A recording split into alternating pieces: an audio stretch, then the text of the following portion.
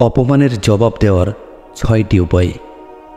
যারা আপনাকে অপছন্দ করেন তারা সবসময় এই অপেক্ষাই করে থাকেন যে কখন আপনি কি বলবেন, তাই মেপে কথা বলুন।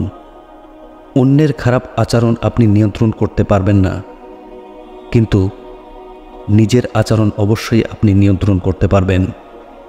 তাই কখনো উত্তেজিত হবেন না, মাথা ঠান্ডা রাখুন।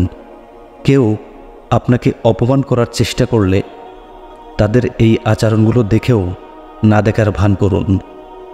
কেউ আপনাকে অপমান করার চেষ্টা করছে বলে নিজেকে দোষী ভাববেন না, জানবেন যে সমস্যাটি তাদের।